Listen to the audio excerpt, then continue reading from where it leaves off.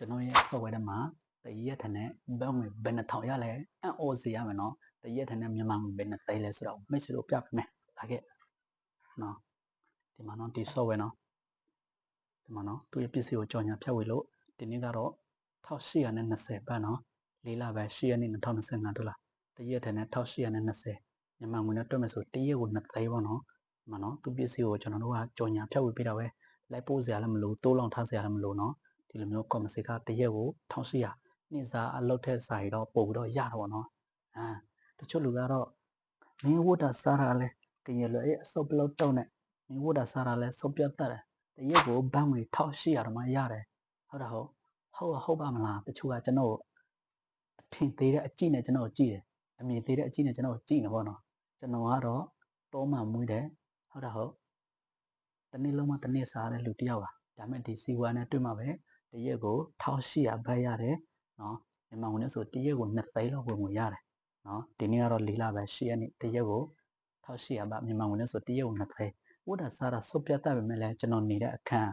ဟိုးတိုက်အမြင့်တယ်မှာလာကြည့်လိုက်ဒီမှာကျွန်တော်နေတဲ့တိုက်အမြင့်ကြီးတယ်မှာကြည့်လိုက်တေချာကြည့်လိုက်တို့လားတိုက်အမြင့်ကြီးတယ်မှာတေချာကြည့်နော်ကျွန်တော်ဟိုးအောက်မှာတို့လားကြည့်ရစုခင်းနော်အဲ့ဒါကျွန်တော်နေတဲ့တိုက်နော်ကျွန်တော်ဝတ်တာ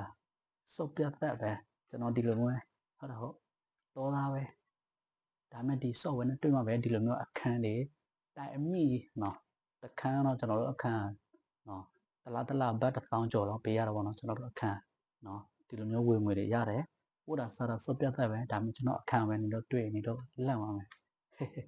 နော်ကျွန်တော်အဲ့လောက်ပြောမယ်ရုပ်တဲ့သူကတော့လောက်တော့မရုပ်တဲ့သူဘာမှမဖြစ်ဘူးဝတ်တာစားတော့မကြည့်နဲ့ကျွန်တော်ရဲ့ဝင်ငွေတရက်ကို1800ဘတ်တရက်ကိုမြန်မာငွေ2သိန်း